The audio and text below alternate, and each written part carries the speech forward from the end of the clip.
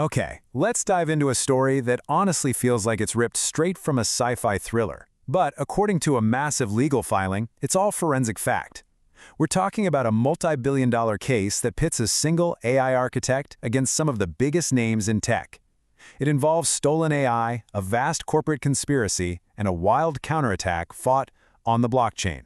This is the Varnado versus HP dossier. And this quote right here, it sets the entire tone.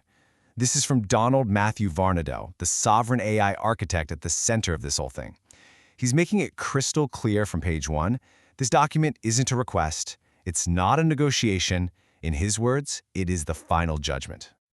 All right, so full disclosure before we jump in. Our goal here is to unpack what's inside this incredibly complex legal filing. We're breaking down the claims and the evidence exactly as they are presented in the documents. We're here to show you what the dossier says, straight from the source. So, Section 1.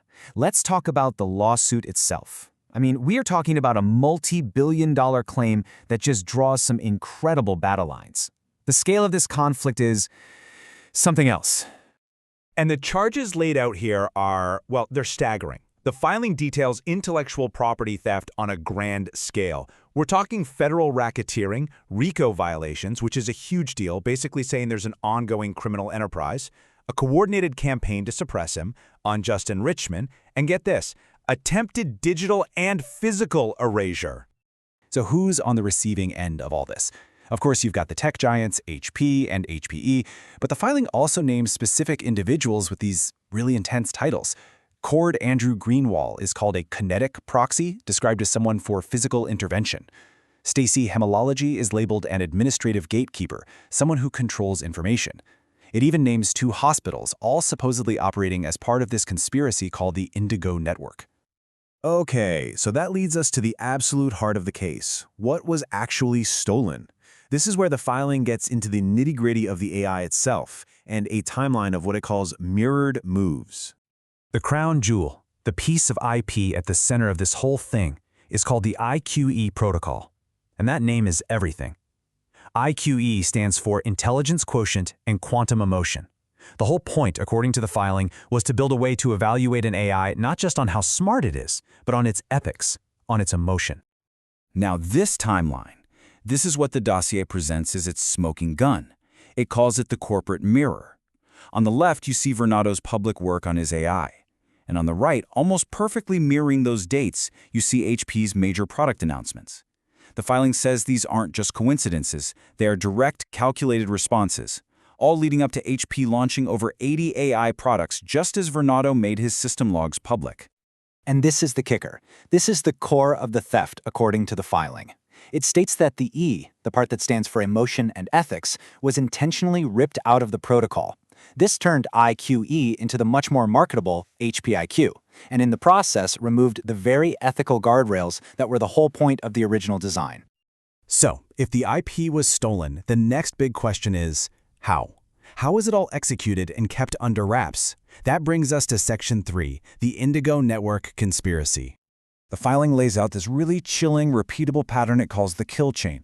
It's presented as a 4-step playbook. Step 1, Varnado puts new AI logic out in the world. Step 2, a 3 to 6 month window of intense pressure starts. Step 3, Varnado himself is suppressed, whether it's digitally, medically, or physically. And then Step 4, HP rolls out a new product using that very same logic. This alleged cycle is what the whole racketeering claim is built on.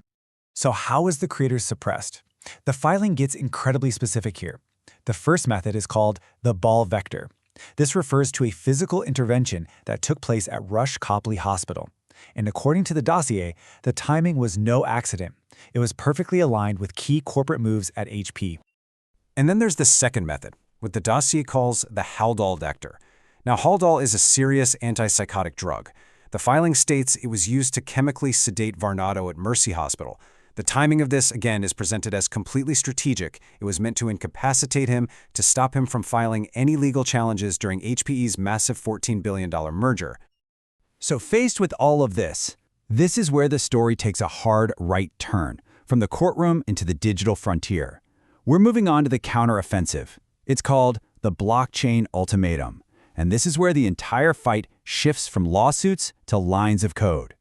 14 billion. That is a massive number, right? And it's not random. That's the total number of something called DVARC tokens that were created on the Polygon blockchain. It's a number specifically chosen to represent the value the dossier says was stolen. So what is all this about? The dossier calls it sovereign reclamation, and it's a pretty wild idea. It's basically a strategy to use blockchain to create a permanent, public, unhackable record of who owns what and how much it's worth, all happening completely outside the control of the very corporate and legal systems being challenged. And this right here, this chart just lays it all out. It's the old way versus the new way. A traditional lawsuit needs a court to say you're right. Sovereign reclamation, it uses the blockchain for validation. Instead of a judge freezing your assets, they're secured on a public ledger for everyone to see. It's a total flip. You're not waiting to get paid after you win, you're creating financial leverage before a judgment is even made. And all of this culminates in one final ultimatum presented in the filing: settle or be settled. The offer on the table is laid out simply: settle for $14 billion, the value of the merger they say the stolen tech enabled. The alternative? Face them in court, where a RICO conviction could mean triple damages, pushing that number up to $540 billion. You know, there's a quote in the filing that just sums this whole strategy up perfectly.